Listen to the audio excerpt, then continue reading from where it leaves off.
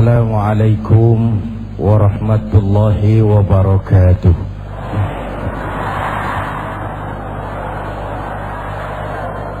Para ulama dan para asatiz yang saya muliakan, Pak Dirjen Bimas Islam Departemen Agama, Bapak Wali Kota Bogor, hadirin hadirat yang saya cintai, serta pemirsa TV One di seluruh tanah air.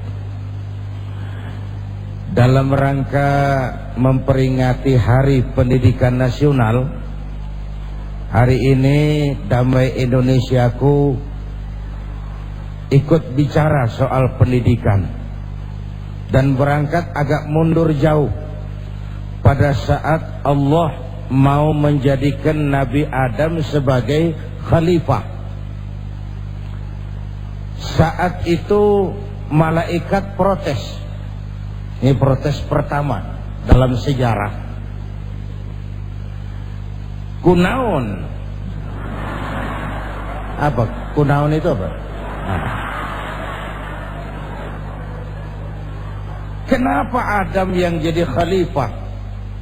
Kami sudah cukup bertahmid dan bertasbih. Kalau nanti Adam berkembang biak, mereka hanya akan menimbulkan kerusakan di permukaan bumi. Analisis ke depan, rupanya malaikat tahu manusia ini makhluk yang punya potensi benar dan potensi salah. Ayo kita bandingkan. Malaikat makhluk yang hanya diberikan akal, tidak diberikan nafsu. Kalau malaikat tidak pernah salah, itu tidak istimewa. Karena tidak ada faktor yang bikin malaikat bisa salah. Material tidak perlu, seksual tidak perlu. Kan dua itu saja yang bikin kita sering salah. Malaikat tidak perlu itu. Tidak ada kecenderungan nyeleweng.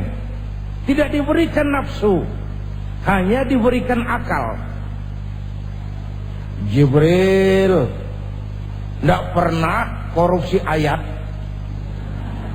Wah, ini ada ayat bagus, pakai sendiri saja ini. Tidak. Malaikat maut tidak pernah salah sasaran. Orang mestinya belum mati, tapi karena dia nggak sedang lalu dimatiin, tidak pernah. Malaikat tidak pernah salah, wajar.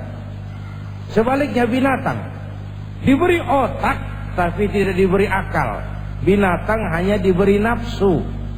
Kalau binatang tiap hari salah, pantas eta mah pakai mah.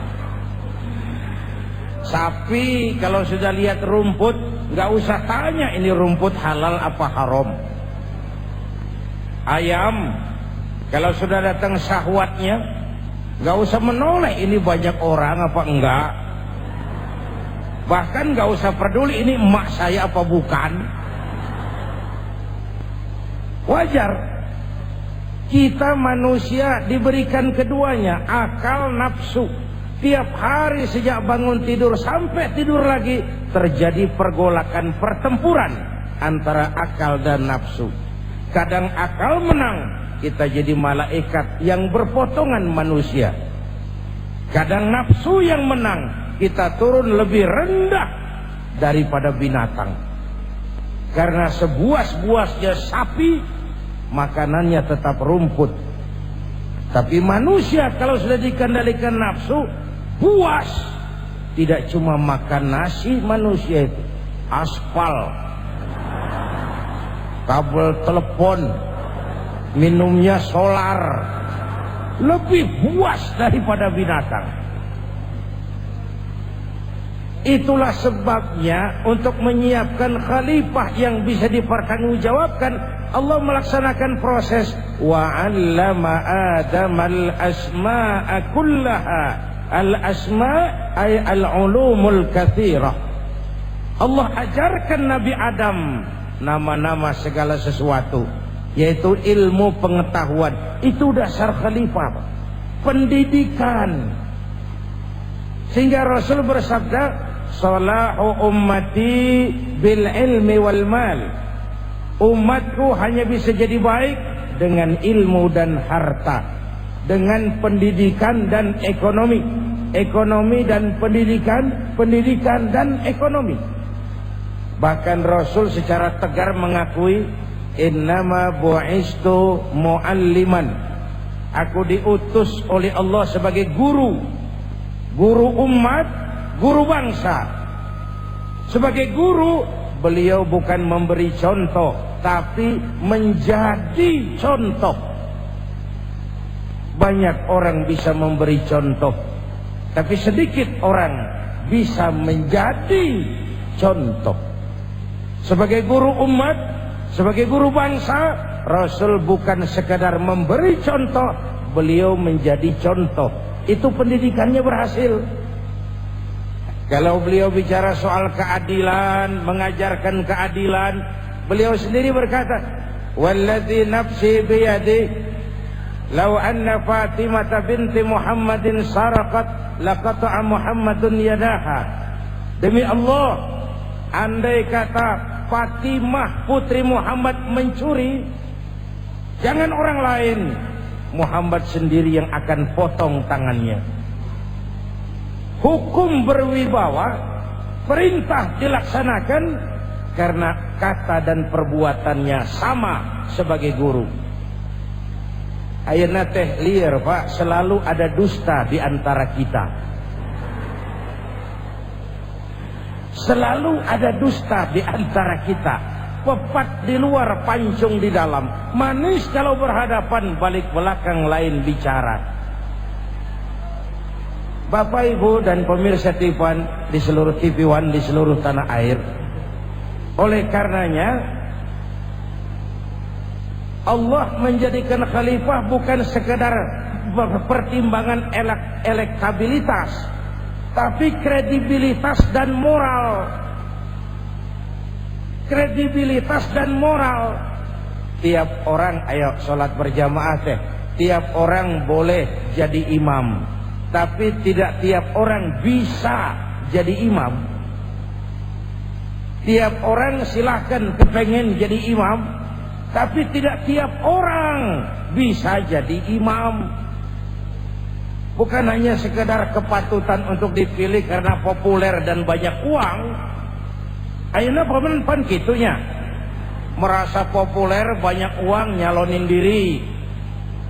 Lalu ada partai-partai itu para ruguh ikut nyalonin, mengorbankan rakyat satu kabupaten, mengorbankan rakyat satu kecamatan, cuma karena popularitas dan uang, jauh dari kapabilitas dan kredibilitas. Akibatnya rancu. Siapa pakai apa, siapa mau jadi apa, itu terang aja nama lah. Terjadi pembiasan. Terjadi pembiasan. Bapak Ibu hadirin yang saya hormati, karena itu kembali kepada pendidikan. Apapun kuncinya itu. Ya. Jepang itu tahun 45 sama hancurnya dengan kita, hancur-hancuran. Ketika Hiroshima, Nagasaki dibom atom itu, ia bangkit dengan program restorasi. Dari mana dimulai? Dari pendidikan. Ya. Itulah pondasinya. Ada satu yang menarik sebenarnya. Mau orang boleh jadi imam, tapi tidak semuanya bisa jadi imam gitu Pak Kiai ya. Nah, ini tentunya adalah satu kunci bagi kita semua. Bagaimana kelak harapan kita anak-anak kita bisa menjadi pemimpin. Tapi untuk bisa menjadi pemimpin perlu pendidikan yang tepat kepada anak-anak kita. Dan tidak hanya itu, bagaimana juga reaksi kita seandainya anak kita yang memiliki cita-cita yang tinggi, tetapi cita-cita mereka terpaksa harus pupus di tengah jalan hanya gara-gara gagal lulus ujian nasional. Jangan kemana-mana, kita akan lanjut lagi, tetaplah di Damai Indonesiaku.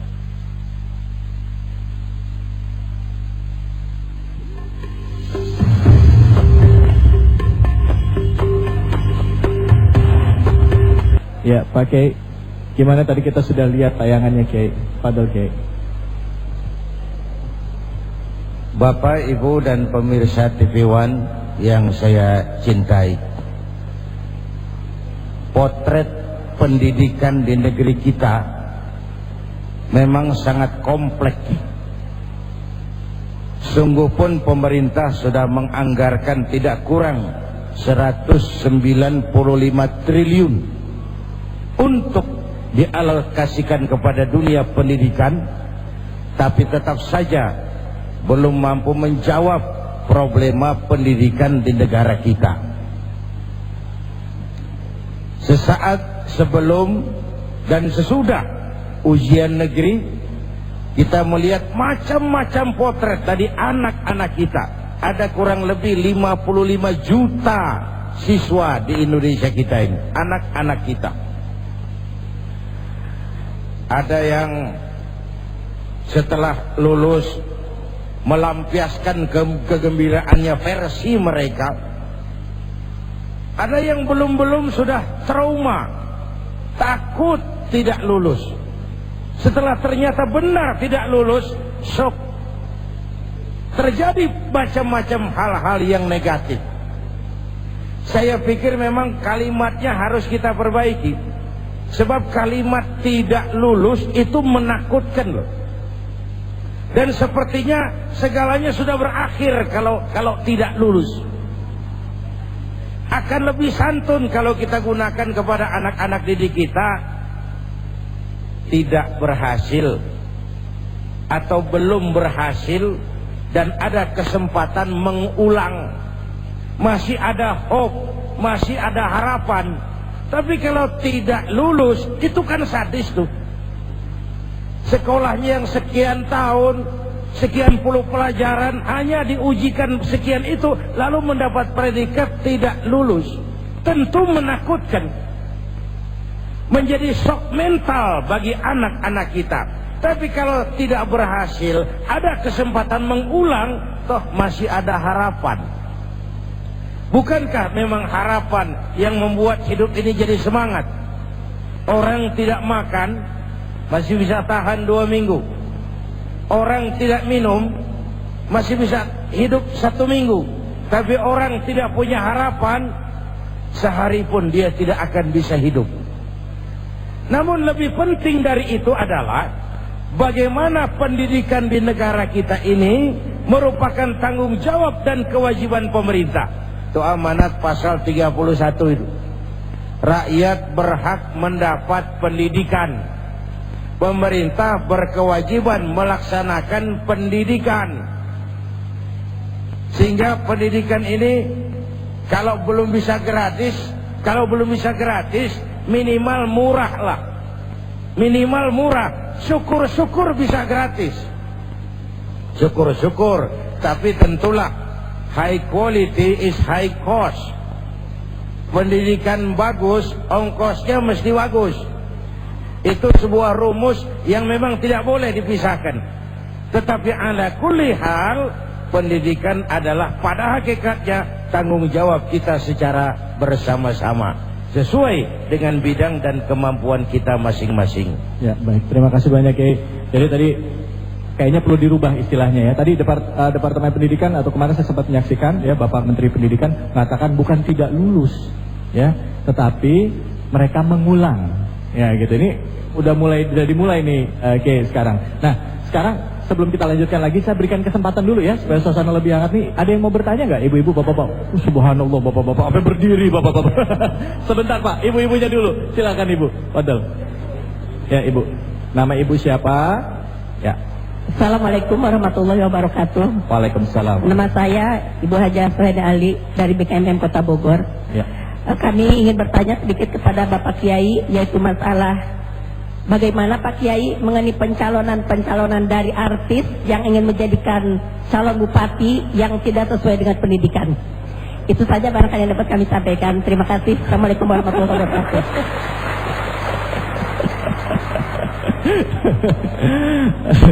Pak Kiai mau jawab? Sabar dulu Kiai ya. Saudara penelpon. Pak Kiai udah senyum-senyum aja. Ya, saudara penelpon tersambung. Halo, assalamualaikum. Waalaikumsalam warahmatullahi. Pak Kiai yang saya idolakan. Ya. Ya, saya ingin bertanya Pak Kiai. Maaf Pak, Bapak namanya siapa? Pak Haji Yori di Tebet. Pak Haji Yori, silakan pertanyaannya Pak Haji Yori. Pak Kiai yang dimuliakan Allah, saya mau bertanya bagaimana memastikan agar para siswa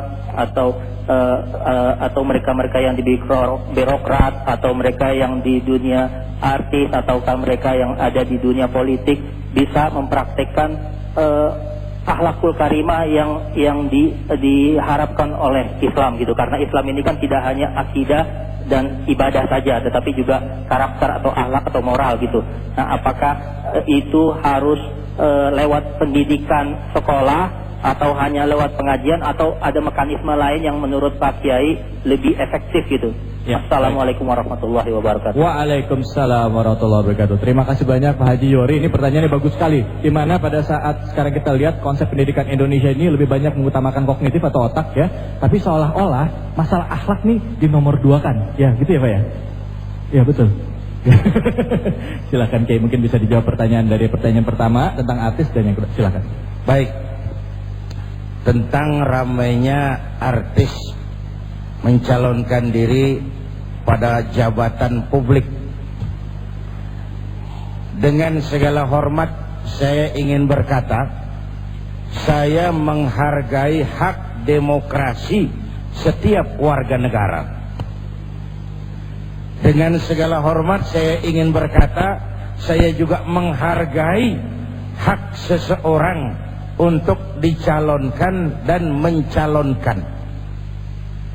Tapi juga dengan segala hormat saya ingin berkata, lebih baik urusan diserahkan sama ahlinya.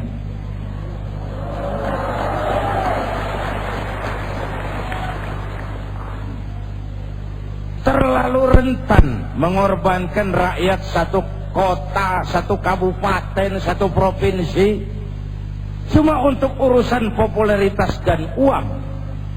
Tadi makanya saya katakan, tiap orang boleh kepengen jadi imam, tapi tidak tiap orang bisa jadi imam. Leres gitu? Paingan tuh. Pantesan lah. Pantesan. Rasulullah tuh memberikan syarat, kalau mau milih imam tuh yang pertama a'lamuhum, yang paling alim di antara kamu. Syarat keilmuan, latar belakang pendidikan, kredibilitas, bukan sekedar popularitas. Saya bisa terima Rano Karno, Wagub Jawa Barat Deddy Yusuf, itu artis Kiai. silakan, latar belakangnya, pendidikannya menunjang, secara moral juga tidak tercela. Ya. Hadirin, karena itu, terlepas dari itu, kita rakyat harus jadi pemilih yang cerdas. Ya, rakyat harus jadi pemilih yang pinter. Partai-partai yang cuma mencalonkan yang tidak kredibilitas, ditandain aja, nanti nggak usah dipilih. Rakyat harus jadi pemilih yang cerdas, jangan tertipu penampilan. Saya sering bilang, emas pasti kuning. Benar itu? Apa semua yang kuning pasti emas? Hati-hati, jangan terbuai janji, jangan tertipu penampilan. Rakyat harus jadi pemilih yang cerdas. Kita hormati hak orang untuk dicalonkan dan mencalonkan. Apalagi katanya pembelaan, oh semua orang kan punya masa lalu. Umar bin Khattab juga pernah mengubur anaknya hidup-hidup. Iya, tapi itu benar-benar masa lalu. Umar masuk Islam, pindah dari kafir kepada Islam, jadi pahlawan besar. Kalau masih berkubang di dunia itu mah bukan masa lalu. Ayeuna eta mah lah. Baik Kiai, kita akan lanjutkan lagi. Tadi ada satu pertanyaan dari penelpon yang ada di rumah ya, yang mengatakan bagaimana nih harapan kita, tentunya para pemimpin dan orang-orang yang kita saksikan ya, artis ya, itu benar-benar memiliki akhlak yang baik. Nah, pendidikannya seperti apa? Jika Anda ingin tahu jawabannya, jangan kemana-mana, tetaplah di Damai Indonesiaku. Baik,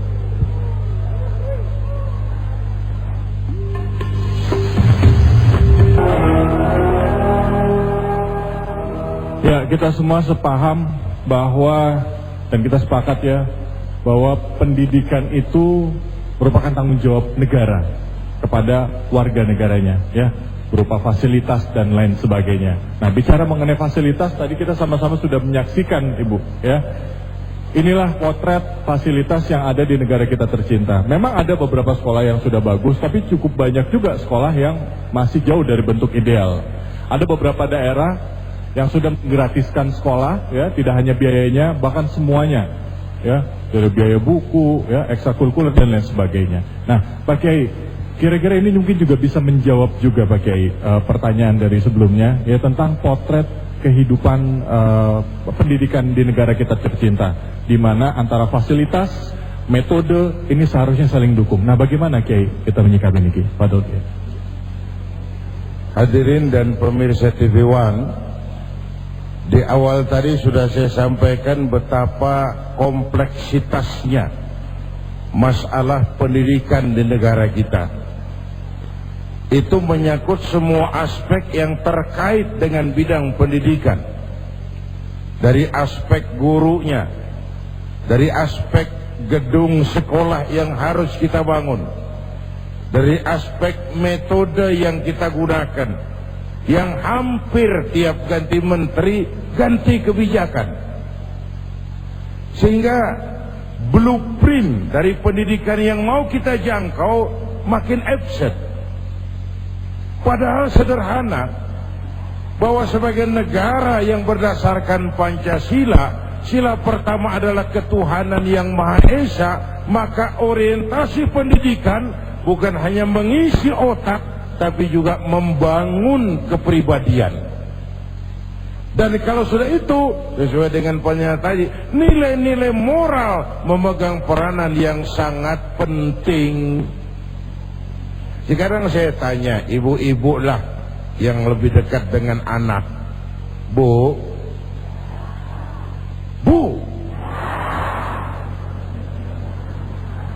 ibu kalau punya anak pilih mana? Punya anak pinter tapi nggak bener, atau punya anak bener tapi nggak pinter?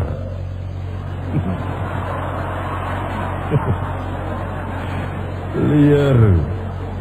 Punya anak teh biar pinter, asal pinter itu kan ngisi otak, bener itu kan membangun kepribadian. Lebih besar bahayanya orang bodoh daripada orang pinter itu. Orang bodoh nyolong pohon, orang pinter nyolong hutan. Ya, orang bodoh nyolong sandal, orang pinter pabrik sandalnya dicolong. Tingkat kejahatannya jauh lebih berdampak luas. Oleh sebab itu, pengisian otak dengan pembentukan pribadi harus sejalan supaya lahir keseimbangan. Dulu saya punya ungkapan, otak boleh Jerman, tapi hati harus Mekah. Otak boleh penuh dengan ilmu dan teknologi, tapi hati mantap dengan semangat keimanan. Lalu seperti yang ditanyakan saudara kita tadi, mampu mengaplikasikan, menerjemahkan nilai-nilai Islam dalam jabatan-jabatan publik yang dia pasandang. Saya jaksa, tapi saya Muslim. Wah, hebat. Saya tentara, tapi saya Muslim. Saya dirjen pajak, tapi saya Muslim. Jangan terbalik. Walaupun saya Islam, saya kan dirjen pajak. Terbalik. Walaupun saya Islam, saya kan jaksa. Terbalik. Walaupun saya jaksa, saya Muslim, Bung. Walaupun saya dirjen pajak, saya Muslim, Pak. Walaupun saya direktur ini dan itu, tapi saya muslim. Ana muslimun qabla kulli syai'. Sebelum apapun saya muslim. Dan masuk Islam secara total, kata pedanya kita tadi, secara utuh. Ya ayyuhalladzina amanu dukhulu fis silmi kafah. Masuklah ke dalam Islam secara total. Khittah saya sepakat, tidak boleh berubah. Prinsip tidak boleh berubah. Strategi harus, penari yang baik harus ngerti irama gendang. Itu sebabnya Quran tidak memisahkan tawasau bil haq dengan tawasau bis sabar. Kalau kita hak harus dengan sabar. Kalau kita mau sabar harus dengan hak. Kebenaran tanpa strategi membuat kita mudah dipatahkan orang. Sebaliknya strategi tanpa kebenaran membuat kita dimanfaatkan terus oleh yang lain. Bapak Ibu hadirin yang saya hormati, oleh karena itu kita berharap pasal 31 Undang-Undang Dasar ini merupakan amanah. Rakyat berhak mendapat pendidikan, berhak. Siapa yang memberikan hak ini? Pemerintah yang kita pilih untuk membiayai pendidikan agar setiap warga negara Indonesia berhak mendapat pendidikan itu. Jadi kembali kepada pertanyaan saya untuk ibu tadi, kalau mau anak pintar ya disekolahin atuh, ya Bu ya. Tapi kalau anak mau benar, iman tanamkan di hatinya. Ya Bu, coba lihat bayi-bayi muslim ketika brol lahir ke alam dunia diperdengarkan suara azan. Leres gitu? Belum sempat dia dengar yang lain-lain, yang pertama yang dia dengar Allahu Akbar. Seolah ketika lahir dia sudah dipesan, nak kau boleh jadi wali kota, tapi wali kota beriman. Kau boleh jadi tentara, tentara beriman. Kau boleh jadi polisi, polisi beriman. Kau jadi jaksa, jaksa beriman. Jangan bela yang benar, bela maju tak gentar, bela yang bayar.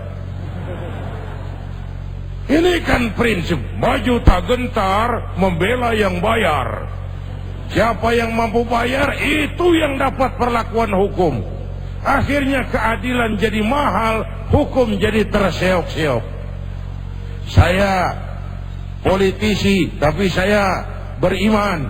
Jadi artis, artis beriman. Jadi seniman, seniman beriman. Jadi maling. Nggak ada, mana ada maling beriman. Baik Kiai, kita akan lanjutkan lagi.